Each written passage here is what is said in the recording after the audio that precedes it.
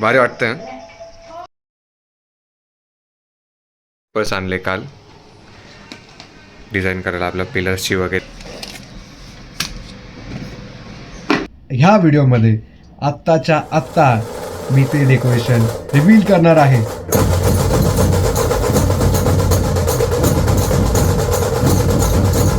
Good morning मित्रांनो, स्वागत आहे ब्लॉग नंबर 8 मध्ये. आणि ह्या ब्लॉग मध्ये आपण बघणार आहोत आपण पिलर साठी कुठल्या कुठल्या गोष्टी आणल्या, त्या गोष्टी आपण पिलर वरती कशा कशा यूज केल्या, आणि पिलर्स फायनली जो बेस कलर आहे तो कम्प्लीट कसा झाला. आणि मोठी गोष्ट म्हणजे ब्लॉग नंबर 8 मध्ये ह्या व्हिडिओमध्ये कधी पण आमचं गणपती डेकोरेशन 2025 रिव्हील करणार आहे. येस, सो व्हिडिओ एंडपर्यंत बघत राहा, लाईक करा, शेअर करा आणि सबस्क्राईब करा. सुरू करूयात ब्लॉग नंबर 8. मित्रांनो, आपण आलोय आता डेकोरेशनचं सामान खरेदी करायला. थोडीशी कुंदन वगैरे पाहिजे, बघतो आता काय दाखवत आहे.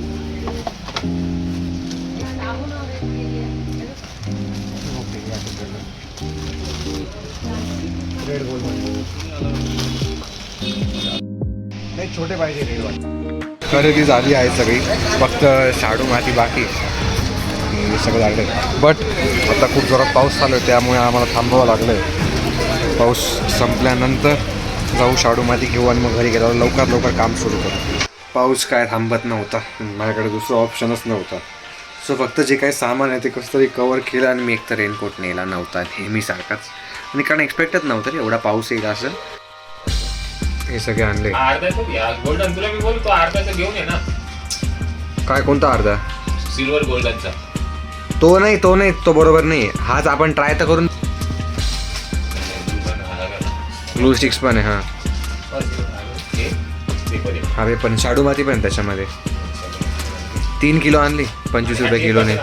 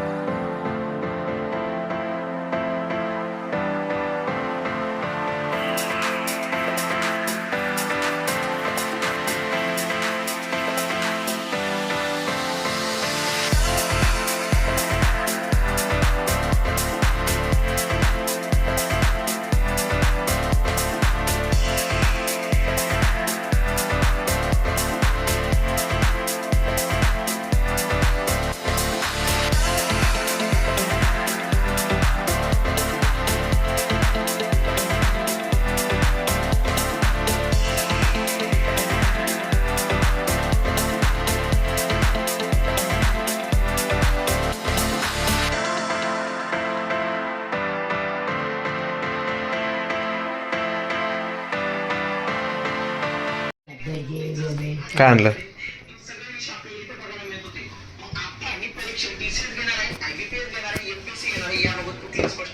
हा भारी भेटला. हा मस्त भेटला, जाळीवाला तसा पाहिजे तसा होता, गोल्डन कलर. आज कोणीतरी परत अचानक आम्हाला दर्शन दिलेलं आहे.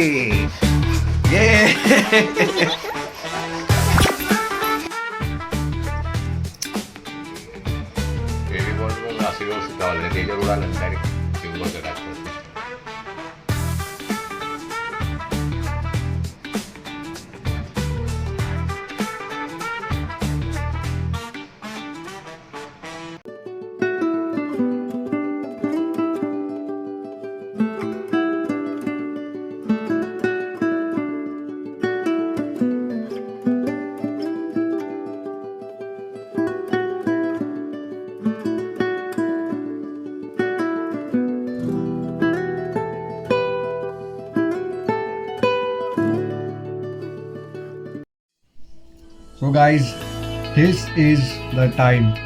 आत्ताच्या आत्ता मी ह्या व्हिडिओमध्ये आपण ब्लॉग 1 पासून ज्या गोष्टीच्या हिंट्स देतोय ते म्हणजे गणपती डेकोरेशन 2025 आम्ही काय करणार आहे.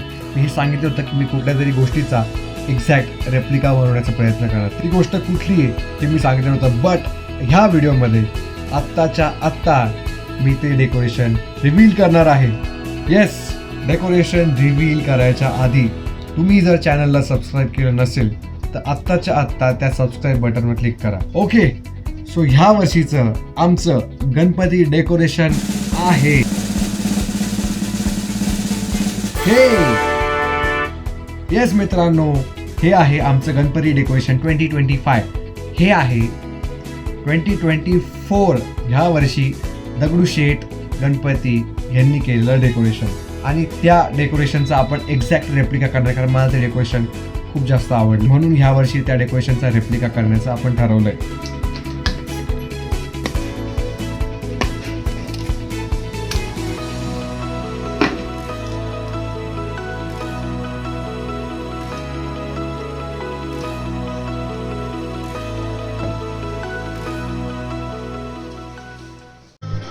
हा असा आपल्याला कलर पाहिजे होता, तो रेडी झालेला आहे आणि आता आपण कलरिंगचं काम सुरू करू.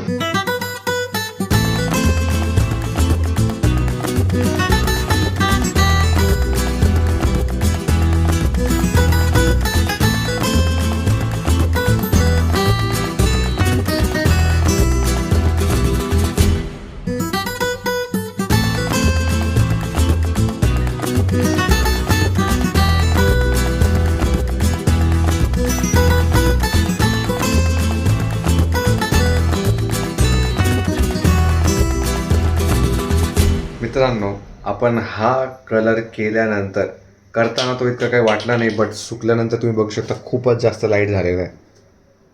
आणि पप्पांनी अजून एक मला आयडिया दिली, जसं आपण ह्याला पेपर लावला तसं यालाही पेपर लावला तर खूप जास्त उठून दिसेल, कारण हा पेपर आणि बाकी कलर इतकं छान वाटणार नाही, म्हणून सगळंच आपण पेपरनी करायचं ठरवलं आहे. आणि पेपरनी काम पण लवकर होईल, कारण दिवस खूप कमी राहिलेले आहेत. सो इथे जसा ब्राऊन आहे तर थोडासा डार्क शेडमध्ये ब्राऊन कलरचा पेपर आणला आम्ही आणि तो असा लावणार आहे. या कलरपेक्षा खूप जास्त बेटर दिसतो हा. पेपर्स आणले काल डिझाईन करायला आपल्या पिलर्सची वगैरे. व्हाईट पेपर आपला टॉपला येणार, टॉपच्या खालून, आणि हे सिल्वर पेपरसुद्धा लागू शकतात. बट जो सगळ्यात जास्त मला आवडला तो म्हणजे हा पेपर. लिटरली यार एकदम 3D तो बघा ना तुम्ही.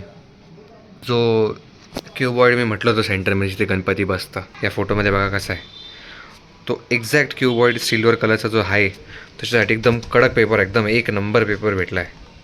याच्यावर काही वेगळं करायची गरज नाही. 3D हा ऑलरेडी एकदम भारी काम झालेलं आहे.